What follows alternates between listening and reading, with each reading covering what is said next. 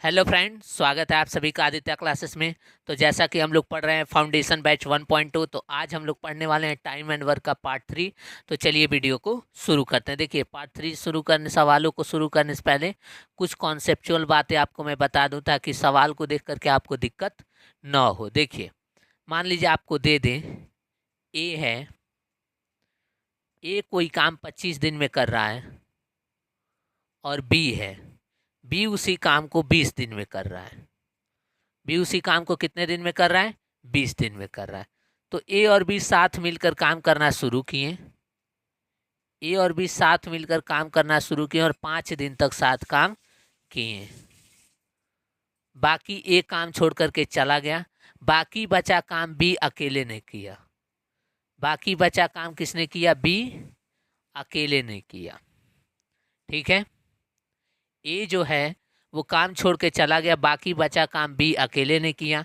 तो बी अकेला बाकी बचे काम को कितने दिन में पूरा करेगा, ये आपको बताना है। एक्स डेज, तो एक्स की वैल्यू बतानी है। एक्स की क्या बतानी है? वैल्यू बतानी है। तो देखिए, इसको करने का जो हमारा तरीका है वो हम कैसे करेंगे। ए किसी काम को 25 दिन में कर रहा है, बी उसी काम को 20 दिन में कर रहा है। डेज डेज, तो 20 और 25 का एलसीएम लेंगे, 100 हो जाएगा। तो 25 चौको 100, 20 25 100, यानी ए का एक दिन का काम 4 यूनिट है, बी का एक दिन का काम 5 यूनिट है। तो ए प्लस बी ने 5 दिन तक काम किया, तो ये एक दिन में 4 काम कर रहा है, ये एक दिन में 5 काम कर रहा है। तो ए प्लस बी मिल जाए तो एक दिन में कितना काम करेंगे? 4 + 5 यानी कि 9 यूनिट। ए प्लस बी मिल जाए तो कितने काम करेंगे? 9 यूनिट। तो 5 दिन में कितना काम करेंगे? 5 × 9, 45 यूनिट काम करेंगे। 45 यूनिट काम करेंगे। ठीक है, तो देखिए, बाकी अब ए चला गया, 5 दिन हो गया, ए चला गया, अब बचा बी अकेला। बी अकेले को 45 यूनिट काम हो चुका है। टोटल 100 काम करने थे, 45 हो चुका है, तो बचा कितना? 55 यूनिट काम बचा। 55 यूनिट काम बी अकेला करेगा। तो 55 यूनिट काम बी अकेला करने में कितना समय लेगा? एक दिन में 5 काम कर रहा है तो 11 दिन का समय लेगा। यानी एक्स की वैल्यू क्या आ गई? 11 डेज आ गई। एक्स की वैल्यू क्या आ गई? 11 डेज आ गई। ठीक है, एक तो प्रश्न ये है, और दूसरा लैंग्वेज ये बन जाता है प्रश्न। देखिए, कॉन्सेप्ट नंबर 2 को देखते हैं। कॉन्सेप्ट नंबर 2, कॉन्सेप्ट नंबर 2 ये कह रहा है कि efficiency is inversely proportional to time. Efficiency is inversely proportional to time. ये का टाइम एंड वर्क का सबसे गोल्डन चीज़ है जिसको आपको ध्यान में रखना है। टाइम एंड वर्क का सबसे प्यारा जो चीज़ है वो एक है एलसीएम लेना, और दूसरा जो सबसे प्यारा चीज़ है वो क्या है? Efficiency is inversely proportional to time. यानी कि ए और बी के एफिशिएंसी क्या कहते हैं? एक दिन में किया गया काम। तो ए और बी जो है, कोई काम मान लीजिए ए कोई काम 15 दिन में कर रहा है, बी उसी काम को 25 दिन में कर रहा है, तो टाइम का जो रेशियो होगा वो 5 से काटेंगे तो 3, और ये 5, 3:5 होगा। तो एफिशिएंसी का रेशियो क्या हो जाएगा? एफिशिएंसी का रेशियो इसका उल्टा 5:3 हो जाएगा। तो जो टाइम का रेशियो आएगा उसी के उल्टा किसका रेशियो आएगा? एफिशिएंसी का रेशियो आएगा। इनवर्सली प्रोपोर्शनल यही कहता है कि जो टाइम का रेशियो आएगा उसी के उल्टा एफिशिएंसी का रेशियो भी होगा। अच्छा, मान लीजिए 3 व्यक्ति रहे, तब ए रेशियो, बी रेशियो, सी, इनकी एफिशिएंसी का रेशियो मान लीजिए दे दिया जाए 2:3:5। तो इसके टाइम का रेशियो कैसे लिखेंगे? तो देखिए, हम क्या करेंगे, इसका उल्टा करना है तो हम इसका एलसीएम लेंगे। 2, 3 और 5 का एलसीएम क्या होता है? 30। तो 30 से डिवाइड कर देंगे। एक तरीका तो ये है।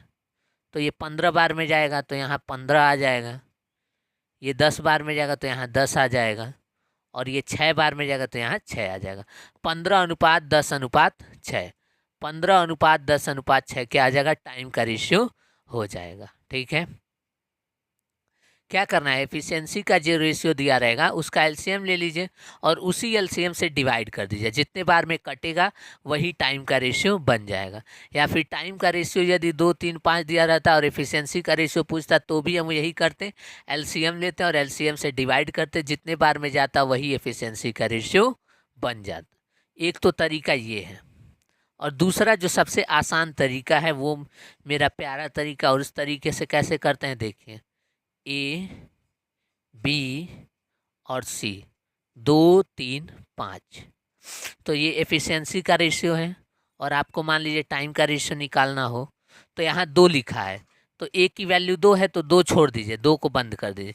यहाँ क्या है 3 और 5, तो 3 और 5 का मल्टीप्लाई कर दीजिए 15, तो ए की वैल्यू 15 आ गई। बी की वैल्यू में 3 लिखा है, 3 को ख़त्म कर दीजिए तो 2 और 5 बचा, 2 और 5 का मल्टीप्लाई करिए 10, और यहाँ है 5, सी की वैल्यू 5 है तो सी को छोड़ दीजिए, तो 2 और 3 6, 2 3 6, 15:10:6, ये क्या है टाइम का रेशियो। यहाँ देख लीजिए, यहाँ भी वही आया है।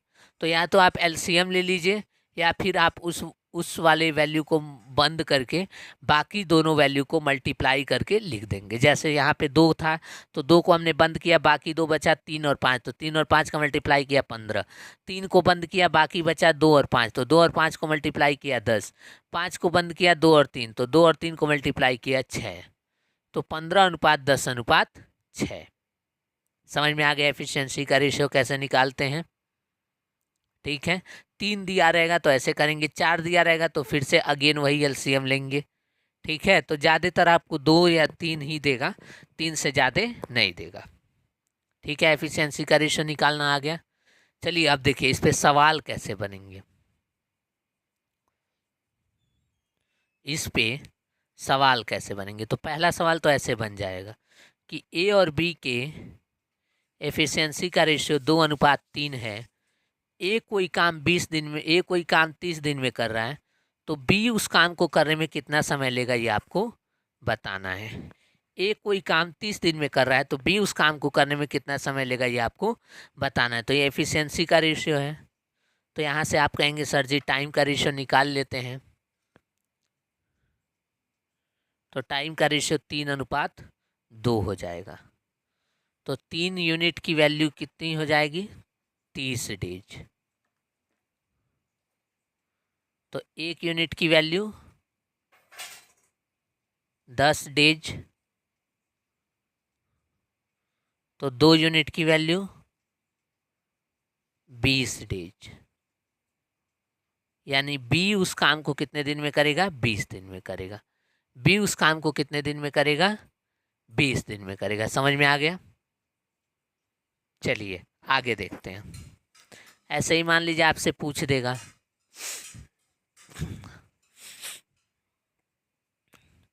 ए है और बी है, इनकी एफिशिएंसी का रेशियो 2:3 है।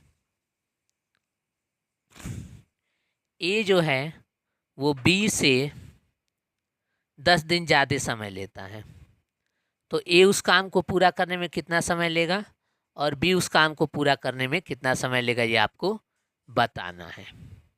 ठीक है, ए और बी की एफिशिएंसी का रेशियो 2:3 है। ए और बी के बीच डेज का अंतर 10 है। ए जो है बी से 10 दिन ज़्यादा समय ले रहा है, तो ए उस काम को करने में कितना समय लेगा और बी उस काम को करने में कितना समय लेगा ये आपको बताना है। तो देखिए एफिशिएंसी का रेशियो 2:3 है, तो टाइम का रेशियो क्या होगा, 3:2 होगा। यानी ए कोई काम 3 यूनिट डेज में करेगा तो बी उसी काम को 2 यूनिट डेज में करेगा। तो अंतर कितना है, 1 यूनिट का। तो 1 यूनिट की वैल्यू क्या हो जाएगी, 10 डेज। तो एक कितना समय लेगा, 3 यूनिट, तो 3 यूनिट की वैल्यू क्या हो जाएगी, 30 डेज। और बी 2 यूनिट समय लेगा तो 2 यूनिट की वैल्यू क्या हो जाएगी, 20 डेज। यही क्या है, आंसर है। यही क्या है, आंसर है। समझ में आ गया। ठीक है, चलिए तो ये थी आपकी थियरी। अब आते हैं हम लोग सवालों की तरफ। चलिए पहला सवाल देखिए। पहला सवाल कर रहा है अमीर and Akbar can finish a task, sorry, Aamir and Akbar can finish a task in 30 days and 15 days respectively. Aamir किसी काम को 30 दिन में और अकबर उसी काम को 15 दिन में कर सकता है। Akbar worked on A task for 8 days. Akbar ने उस काम को 8 दिन तक किया और काम को छोड़ दिया। तो इन हाउ मेनी डेज अमीर alone can finish the remaining work. तो कितने दिन में अमीर अकेला उस काम को, बाकी बचे शेष काम को करेगा, ये आपको बताना है। तो देखिए, अमीर है और अकबर है। अमीर 30 दिन ले रहा है, अकबर 15 दिन ले रहा है। तो इसका एलसीएम ले लेंगे तो 30 एलसीएम हो जाएगा। तो 30 से कम 30, 15 दूनी 30, ये एफिशिएंसी का रेशियो हो जाएगा। अमीर एक दिन में एक काम कर रहा है, अकबर एक दिन में 2 काम कर रहा है। तो अकबर ने उस काम को 8 दिन तक किया है। Akbar worked on A task for 8 days. Akbar ने उस काम को कितने दिन किया है? 8 दिन। तो अकबर एक दिन 2 यूनिट काम कर रहा है। तो 8 दिन में कितना यूनिट करेगा? 2 गुणा 8 यानी कि 16 यूनिट काम करेगा। अकबर कितना काम करेगा 8 दिन में? 16 यूनिट। तो बचेगा कितना काम? 30 टोटल काम है, 30 में से 16 चला जाएगा, 14 यूनिट काम बच जाएगा। 14 यूनिट काम क्या होगा? बच जाएगा। बाकी बचे काम को अमीर को अकेले करना है। बाकी बचे काम को किसको करना है? अमीर को अकेले। तो अमीर की एफिशिएंसी क्या है? 1 है। तो 14 काम करने में, एक दिन में एक काम करेगा तो 14 काम करने में कितना समय लेगा? 14 दिन। यानी कि आंसर क्या होगा? Option number A is the correct answer. Option number A is the correct answer. समझ में आ गया? चलिए आगे बढ़ते हैं, दूसरा सवाल देखते हैं। चलिए दूसरा सवाल देखिए। दूसरा सवाल कह रहा है Amit can complete a work in 5.5 days and Puneet can complete the same work in 9.9 days. Amit किसी काम को 5.5 दिन में करता है और पुनीत उसी काम को 9.9 डेज में करता है। Puneet alone worked at it for 2 days and left the work. Puneet अकेले इस काम को करना शुरू कर देता है, 2 दिन तक काम करता है, फिर वो उसका काम करने का मन नहीं था, काम छोड़ करके चला गया। In how many days will Amit alone complete the remaining work. अब अमित को अकेले उस बाकी बचे काम को करना है, तो बाकी बचे काम को करने के लिए अमित कितने दिन का समय लेगा, ये आपको बताना है। तो देखिए इसको हम लोग कैसे करेंगे। ये अमित है और ये पुनीत है। अमित 5.5 डेज ले रहा है तो इसको हम लोग लिखेंगे 55/10। पुनीत 9.9 डेज ले रहा है तो इसको लिखेंगे 99/10। तो दोनों का एलसीएम लेंगे। एलसीएम मतलब ऊपर वाले नंबर से हमें मतलब है, नीचे वाले नंबर से कोई मतलब नहीं है। तो देखिए 9 गुणा 11 लिया तो 91 हो गया, 99 हो गया, गुणा 5, ये है टोटल वर्क। तो ये हो जाएगा 55 गुणा 9, 5 9 45, 5 9 45, 4 49, 495 यूनिट काम आ गया। 495 यूनिट काम हो गया। ठीक है, टोटल वर्क। तो ये देखिए 55 से भाग देंगे तो 10, 11 और 5 कट जाएगा, 9 बचेगा। 9 गुणा 10 क्या होगा? 90। 99 से काटेंगे तो 9 और 11 कट जाएगा, बचेगा क्या? 5। 5 गुणा 10 क्या होगा? 50। ठीक है, ये डिवीजन का मैं आपको तरीका बता रहा हूँ। देखिए ये 55 से 11 और 5 कट जाएगा, बचेगा 9। 9 का मल्टीप्लाई किस में करना है? नीचे वाले नंबर में 10 में, तो 90 हो गया। 99, 11 और 9 कट जाएगा, बचेगा 5। 5 का मल्टीप्लाई नीचे वाले नंबर में करेंगे, 50 हो गया। तो अब जो है Puneet alone worked at it for 2 days. Puneet अकेले इस काम को 2 दिन की किया है। तो 50 काम एक दिन में कर रहा है तो 2 दिन में कितना करेगा? 100 काम करेगा। तो टोटल 495 काम कराना है, जिसमें से 100 काम पुनीत कर देगा। तो बचेगा कितना? 395 काम। 395 काम। अब 395 काम को अमित अकेले करेगा तो 395 अपॉन 90, 395 अपॉन 90। अब इसे काटेंगे तो 5 से काटेंगे तो ये 18 बार में चला जाएगा। 5 से काटेंगे तो 5 सत्ते 35 हो जाएगा, 5 9 45 हो जाएगा। 79 अपॉन 18, तो 18 चौक 72 और 4 सही 7/18 दिन। यानी रिमेनिंग वर्क कंप्लीट करने में कितना समय लेगा? 4 सही 7/18 दिन का समय लेगा। समझ में आया दूसरा सवाल। चलिए बढ़ते हैं तीसरे सवाल की तरफ। चलिए तीसरा सवाल देखते हैं। तीसरा सवाल कह रहा है A can complete some work in 35 days and B can complete the same work in 15 days. A किसी काम को 35 दिन में कर सकता है, बी उसी काम को 15 दिन में कर सकता है। दे टुगेदर वर्कड फॉर 8 डेज, वो उन दोनों ने एक साथ मिलकर 8 दिन तक काम किया। बी काम छोड़ करके चला गया, तो बाकी बचे काम के 60% को ए अकेला कितने दिन में करेगा, ये आपको बताना है। तो देखिए ए किसी काम को कर रहा है 35 दिन में और बी उसी काम को कर रहा है 15 दिन में, तो ये टाइम है। तो टाइम का रेशियो क्या आ जाएगा, 5 से काटेंगे तो ये 7 हो जाएगा, 5 से काटेंगे तो ये 3 हो जाएगा। तो एफिशिएंसी का रेशियो क्या आ जाएगा, 3:7। एफिशिएंसी का रेशियो क्या आ जाएगा, 3:7 आ जाएगा। टाइम का रेशियो 7:3 है, तो एफिशिएंसी का रेशियो 3:7 हो जाएगा। तो देखिए टोटल वर्क क्या होगा, टोटल वर्क, ए किसी काम को 35 दिन में कर रहा है, तो ए एक दिन में 3 काम कर रहा है, तो ए 35 दिन में कितना काम करेगा, 3 गुणा 35 यानी 105 unit, 105 unit. They worked together for 8 days, A और बी एक साथ मिल गए और 8 दिन तक काम किया, तो ए और बी का 8 दिन का कितना काम होगा, ए और बी, ए एक दिन में 3 काम करेगा, बी एक दिन में 7 काम करेगा, तो ए और बी मिल गए तो 7 3 10, 10 गुणा 8 यानी कि 80 यूनिट काम होगा, 80 यूनिट काम होगा। ठीक है, ठीक। अब देखिए तो 80 यूनिट काम कंप्लीट हो गया, 8 दिन तक दोनों ने साथ मिलकर काम किया, मज़े से काम किया, तो 80 यूनिट काम हो गया। करना कितना था, 105, तो 105 करना था, 80 कर दिया तो बचा कितना, 25 यूनिट काम बच गया, 25 यूनिट काम बच गया। अब इसको कौन करेगा, ए अकेला करेगा। ए अकेला एक दिन में कितना काम कर रहा है, 3 काम कर रहा है। ए अकेला एक दिन में कितना काम कर रहा है, 3 काम। तो 25 काम करने में 25/3 समय लेगा, लेकिन इतना नहीं करना है, बाकी बचे का 60% करना है। तो 25 का 60% मतलब 0.6/3, तो 3 से काटेंगे तो 0.2 हो जाएगा, तो 25 गुणे 0.2 यानी कि 5 डेज, 25 गुणे 0.2 यानी कि 5 डेज, यही क्या है, आंसर है। बाकी शेष काम नहीं करना है, 25 यूनिट काम नहीं करना है, उसको कितना करना है, 25 का 60%, 60% का मतलब 0.6, 60/100 0.6, तो 3 से काटेंगे 0.2 हो जाएगा, 25 गुणे 0.2, 5 दिन का समय लगेगा। समझ में आया। चलिए आगे बढ़ते हैं। चलिए अगला सवाल देखते हैं। अगला सवाल कह रहा है A and be together can complete a work in 20 days.